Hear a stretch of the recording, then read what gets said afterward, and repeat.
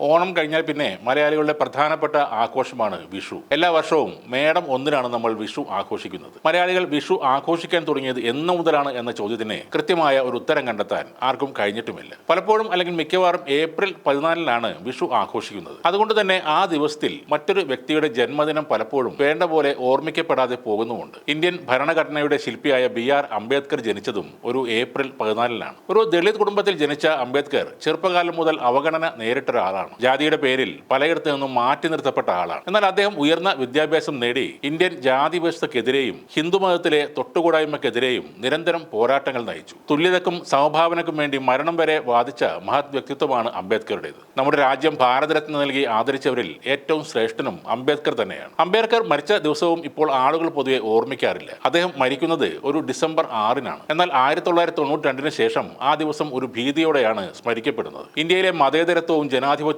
ചവിട്ടി മെതിച്ചുകൊണ്ട് അയോധ്യയിൽ ബാബരി മസ്ജിദ് തകർക്കപ്പെട്ടത് ഡിസംബർ 6-നാണ്. ജാതി ചിന്തകൾക്കെതിരെ, പ്രത്യേകിച്ച് ഹിന്ദുമതത്തിൽ നിലനിന്നിരുന്ന അസമത്വങ്ങൾക്കെതിരെ പോരാടിയ ഒരു മഹാന്റെ ചരമദിനത്തിലാണ് ആ ഹീനകൃത്യം നടന്നത്. അതുപോലെ പല മഹാന്മാരുടെയും ജന്മദിനവും ചരമദിനവും ഒക്കെ അതിനേക്കാൾ പ്രാധാന്യമുള്ള ചിലത് ഉള്ളതുകൊണ്ട് പലരും മറന്നു പോകാറുണ്ട്. അങ്ങനെ തന്നെയാണ് ഈ ലോകത്തെ മാറ്റിമറിച്ച ഒരു കണ്ടുപിടുത്തം നടത്തിയ ഒരാളുടെ മരണം പത്രങ്ങളുടെ അകത്തെ പേജുകളിൽ മാത്രമായി ഒതുങ്ങിപ്പോയതും. 1948 ജനുവരി 31-ന് ലോകം എമ്പാടുമുള്ള പത്രങ്ങളിലെ മുൻ പേജിൽ വരേണ്ടിയിരുന്നത് അദ്ദേഹത്തിന്റെ ചിത്രമായിരുന്നു, അദ്ദേഹത്തിന്റെ മരണവാർത്തയായിരുന്നു. പക്ഷേ ഇദ്ദേഹം മരണപ്പെടുന്നതിന് 5 മണിക്കൂറുകൾക്ക് മുമ്പ് നമ്മുടെ ഇന്ത്യയിൽ നടന്ന അതിദാരുണമായ മറ്റൊരു സംഭവം അദ്ദേഹത്തെ ലോകോത്തര ദിനപത്രങ്ങളുടെ ഉൾപേജുകളിലേക്ക് തള്ളി മാറ്റുകയായിരുന്നു. ലോകത്തിലെ വലിയൊരു കണ്ടുപിടുത്തമായ വിമാനം കണ്ടുപിടിച്ച റൈറ്റ് സഹോദരന്മാരിലെ ഓർവിൽ റൈറ്റിന്റെ മരണം അങ്ങനെ വാർത്താ ചരിത്രത്തിൽ ഒട്ടും സ്ഥാനം നേടാതെ പോയി. അദ്ദേഹത്തിന്റെ മരണസമയത്തും ലോകത്തെമ്പാടുമുള്ള പത്രലേഖകർ അദ്ദേഹത്തിന്റെ സൃഷ്ടിയായ വിമാനത്തിൽ ഡൽഹിയിലേക്ക് ഒരു സീറ്റ് കിട്ടാൻ വേണ്ടി ഓടുകയായിരുന്നു. കാരണം അവിടെ